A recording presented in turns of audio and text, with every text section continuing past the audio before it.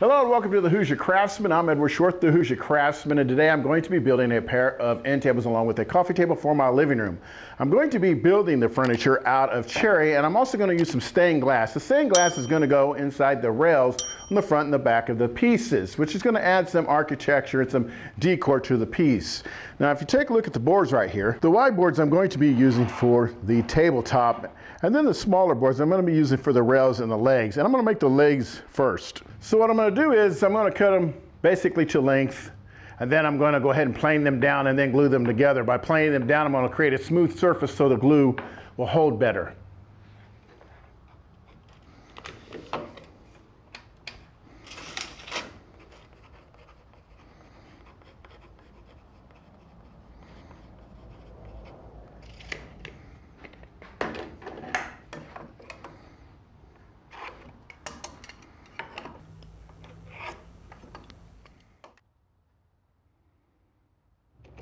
Well, I got them all clamped up. I'm going to let them dry overnight. That way the glue has had a chance to cure. I'm going to come back out here tomorrow, go ahead, take the clamps off and square them up. So right now I'm going to go ahead and clean the shop up and call it a day. Okay, the next step is I need to take the legs and join one face this way. I have a straight surface to work from, and then I'm going to join the perpendicular side so I have a 90-degree corner to work from. I'm going to use a marker to mark that 90-degree corner so that way I keep everything organized. From there, I'm going to go ahead and plane all the legs down to the proper thickness.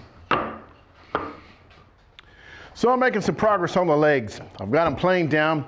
I've got the angle cut on the legs, and also use my scrapers to go ahead and scrape the saw marks and make them smooth down here so that way it's ready for the finish. Now, the next thing I need to do is I'm going to go ahead and work on the tops, glue them up. I'm going to join an edge and then glue them up. Also going to use biscuits for doing that. But on the legs, the rails are going to be a frame for a stained glass piece that I have designed, and that's going to be a whole separate different video.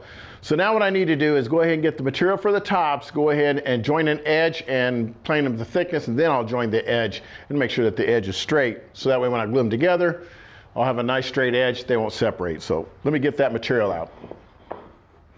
Okay, so my top is flat. I'm gonna let this settle overnight.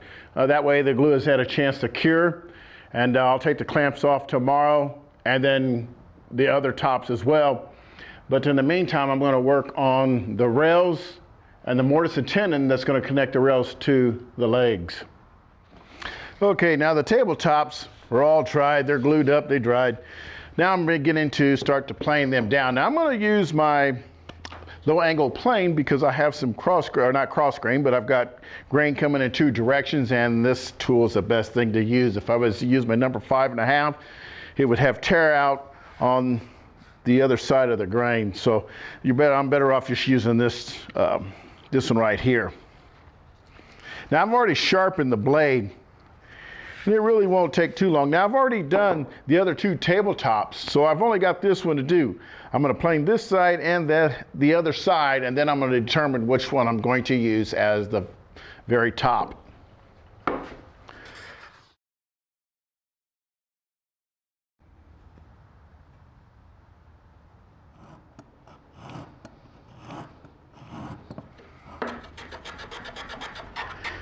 Okay, so I got all the edges chamfered on all the tenons. Now I need to do the mortises. Now the reason that I put a chamfer on the tenons is this way the glue will flow up and fill all the crevices. So next I just need to start doing the mortises on some of the frames and also on the legs. I'm going to finally get to go ahead and use my new mallet, see how it works out. I have used it a few times and seems to really work great. It's been taking a little bit of damage, but that's okay. That's what I built it for.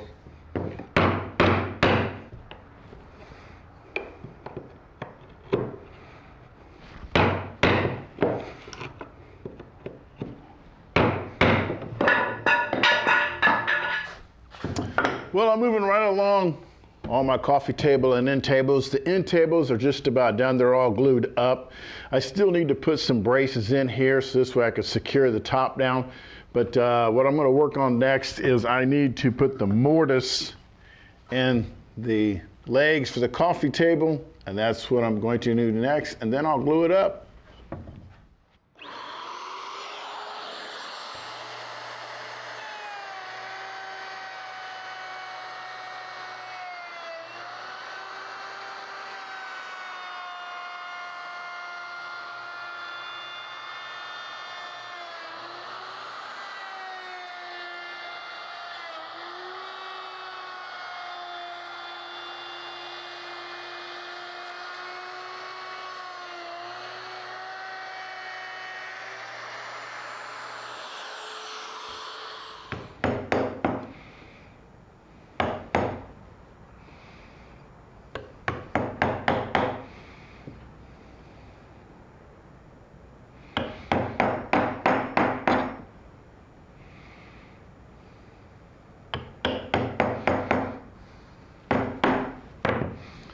Okay, this is what the coffee table is looking like so far. Again, I just need to put the one decoration here at the top. This right here is going to be the stained glass, which is going to go in so far like this right here. That's basically a design. As far as the colors on the stained glass, they're going to be a green and some type of black color.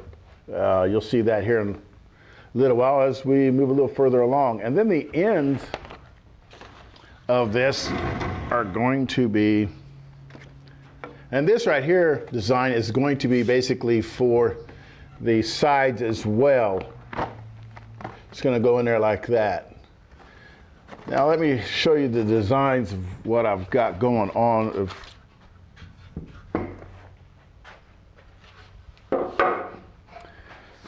So now, okay, so basically I got this design right here. Now to get the diamond in there, this is going to be like a black color, green, green, green, and then this right here will be where I divide the glass up. Then I got this design, which is for the coffee table. Now what I might do is add this design right here to this one. I don't know just yet. I do like this design. I do have the bandsaw that's going to cut the glass, and I got a grinder and all that for it, so I'll be able to do that pretty easy. But these are going to be 4 separate pieces. This is going to be black. Of course, these 4 separate are going to be green. This is going to be a blackish color. Well, I'm just about done. I got the tabletops attached to the carcass. I used 2-inch screws so I can get a good hold. Plus, I had a lot of material to go through anyways. Now all I need to do is use my card scraper, find any blemishes, take those out, and then I'm going to be getting ready to stain the pieces. So now I'm getting ready to apply the finish. I'm going to start with a pre-stain conditioner, which is going to help with the blotchiness of the cherry. A cherry can be very blotchy. So this is going to help it out some. I don't know how much, but I'm just going to use a brush to apply it and leave it on for about 5 to 15 minutes, and then I'll wipe it off and then start staining it.